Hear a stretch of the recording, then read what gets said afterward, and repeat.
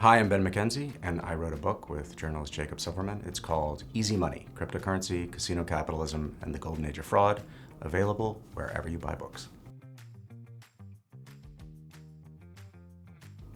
I've been looking at cryptocurrency for 3 months, maybe, and the more I looked at the market structure, looked at the lack of economic fundamentals, looked at some of the characters involved who have shady, if not criminal histories, the more I looked at those things, the more I couldn't shake the feeling that this was at best a speculative bubble, and at worst a speculative bubble predicated on fraud. So I was wrestling with these feelings, and I was reading my daughter, who was 6 at the time, The Emperor's New Clothes.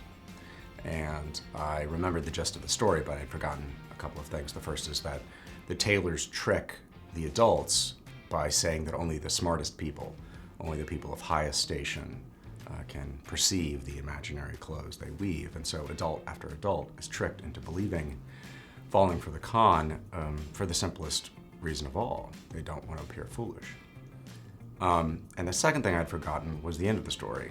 As the emperor gallivants through town naked, it's a child who calls out the lie.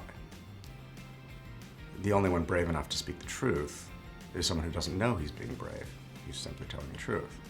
It was hard not to put myself in that metaphor as the child. Funnily enough, I was less worried about the response from my celebrity colleagues, almost all of whom I don't know personally. There's this sort of like misunderstanding that we all know each other and attend weekly celebrity meetings. I really genuinely don't know these folks, and a lot of them I respect their work on screen, but in my opinion, they didn't know what they were selling and they shouldn't have been doing it.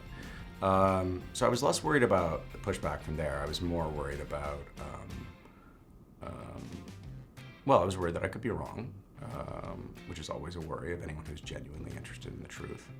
And then of course I was worried about some of the more, there are pretty serious criminals behind the sort of goofy facade of crypto, which is quite goofy. There are, people committing serious crimes, and that's why it was good to make friends in law enforcement. What comes to mind to me is the quote from Benjamin Franklin.